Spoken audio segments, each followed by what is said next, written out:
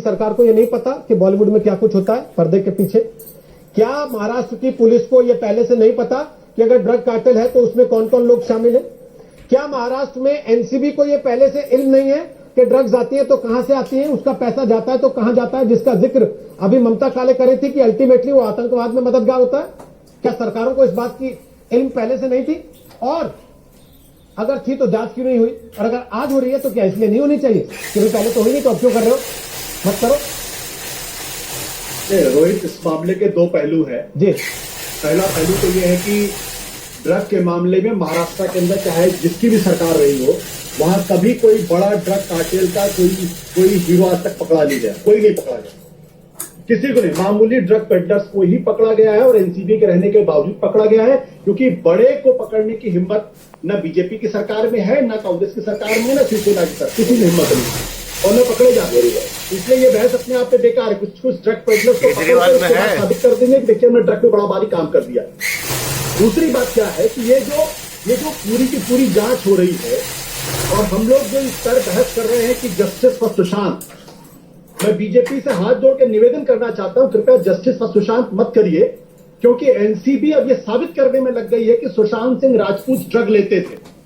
अगर आप एनसीबी की रिमांड कॉपी देखेंगे तो पैरा नंबर 13 में बिल्कुल साफ तौर पर लिखा गया है कि जितने लोग ड्रग में अरेस्ट हुए वो सारे के सारे लोग जब सुशांत सिंह राजपूत को ड्रग दिलाते थे और वो ड्रग कंज्यूम करते थे। अगर किसी के घर पे, किसी के फार्म हाउस पे अगर आप छापे मारेंगे, सुशांत सिंह राजपूत के घर पे छापे मारेंगे, उसके फार्म हाउस छापे मारेंगे, वहां से अगर आप सबूत इकट्ठा करेंगे तो वहां ड्रग की पार्टियां हुआ करती थी। तो फार्म हाउस किसका था? सुशांत सिंह राजपूत का फार्म हाउस था।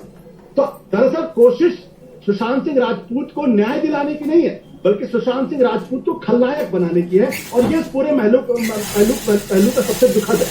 आज सुशांत सिंह राजपूत जिंदा नहीं है, वो अपने आप को डिफेंड नहीं कर सकते, लेकिन जो रिमांड कॉपी है वो कह देती है वो ड्रग कंज्यूम करते थे, उनके फार्म हाउस से छापे मार रहे। तो मुझे लगता है कि सुशांत सिंह राजपूत को न्याय दिलाने की बात हो रही है, लेकिन अब मसला फिर वही आ जाता है जो सरकार जी से मैंने सवाल पूछा और बीजेपी इसको जस्टिस पर न्याय की बात नहीं सर, अब मसला फिर वही आ जाता है। रिमांड कॉपी में वो लिखा जो रिया ने पूछताछ के दौरान बताया, वो कोई जज का लिखा हुआ फैसला नहीं, वो केवल रिमांड कॉपी है।